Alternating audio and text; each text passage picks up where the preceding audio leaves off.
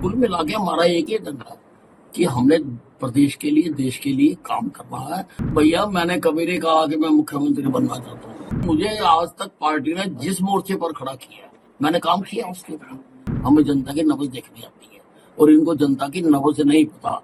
और जिस डॉक्टर को जनता की नब्ज, मरीज की नब्ज ना देखनी आती हो, उसको अपना क्लिनिक बंद कर देना चाहिए। आज का बहुत बड़ा ऐतिहासिक दिन है, प्रदेश के लिए भी, देश के लिए भी, देश की राजनीति के लिए। क्योंकि आज तक 70 साल पूरे देश को नकारात्मकता के आधार पर ही सरकारें बनती और गिरती रही।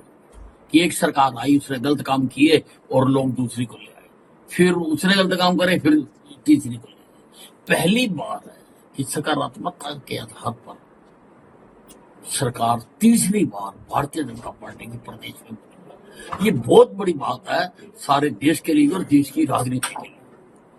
अमित साहब, कल मंत्रिमंडल की बैठक है, उसमें क्या नया कुछ लेके जा रहे हैं? अब जो एजेंडा आएगा उसमें देखते हैं क्या उसमें जो आएगा एजेंडा। कुल मिला के हमारा एक ही एजेंडा है कि हमने प्रदेश के लिए, देश के लिए काम करना है और हरियाणा को भी उसी रफ्तार के साथ हमने आगे लेके जाना, जिस रफ्तार के साथ नरेंद्र मोदी जी देश को विकसित भारत की ओर लेके जा। कहीं ना कहीं आपका भी चेहरा था मुख्यमंत्री के तौर पर, उसको किस तरह से देखते हैं? भैया, मैंने कभी नहीं कहा कि मैं मुख्यमंत्री बनना चाहता हूँ।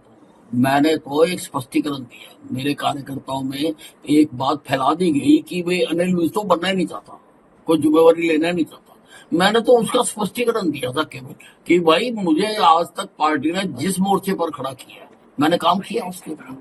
जहां मुझे भेजा मैं गया हूँ, जो मेरी ड्यूटी लगाई मैंने की है, और अगर ये दायित्व भी मुझे देंगे तो मैं निभाऊंगा। मैंने चाहा नहीं, अगर चाहा होता तो आज तो मैं कंबल लेके लेटा हुआ होता। कांग्रेस कह रही है कि ईवीएम हैक हुई है, उसको किस तरह से देखते हैं? देखिए, अब हारने वाला जो फेल हो जाता है ना, वो कई प्रकार के रोने लगता है। कई बार तो कहता जी कमरे में रोशनी कम थी, कभी कहता मेरी शाही गिर गई थी, कभी कहता रास्ते में मेरी साइकिल पंक्चर हो गई थी, कभी कहता रेड लाइट हो गई।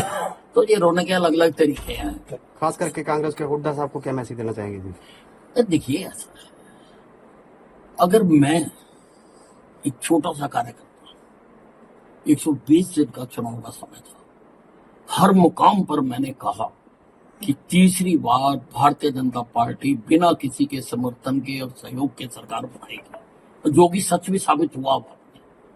अगर मैं देख सकता हूँ तो ये क्यों नहीं देख सकता? क्योंकि ये जनता में रहते ही नहीं, हम जनता में रहते हैं। हमें जनता की नब्ज देखनी आती है और इनको जनता की नब्ज नहीं पता। और जिस डॉक्टर को जनता की नब्ज, मरीज की नब्ज ना देखनी आती हो, उसको अपना क्लिनिक बंद कर देना चाहिए। आज सरकारी कर्मचारी खौफ लेते हैं आपसे कि गब्बर आगे काम करो, तो इस बार क्या? देखिए, ऐसा मैं अनिल विज हूँ, अनिल विज था, अनिल विज ही रहूंगा। अब लोग मुझे कई नामों से बुलाते हैं, लोग मुझे बाबा भी कहते हैं। अब ये नहीं, लोगों का प्यार है, लोग कुछ भी कहें। जो गलत काम करने वाले हैं उनको तो मेरे से खौफ खाना ही चाहिए। सर, भारतीय जनता पार्टी के शीर्ष नेताओं ने जिस तरीके से सीएम का जो बदल किया गया है, खट्टर साहब पर क्या भरोसा नहीं था कि अगर खट्टर साहब के चेहरे पर नहीं, ऐसा नहीं नहीं है। खट्टर साहब ने बहुत अच्छा काम किया था। ये जो तीसरी बार रिपीट हुई है, इसमें खट्टर साहब का बहुत बड़ा योगदान है। 9.5 साल मुख्यमंत्री वो रहे हैं, इसीलिए उनके अच्छे काम को देखते हुए उनको वो और ऊपर ले गए कि सारे देश में उनके काम का लाभ।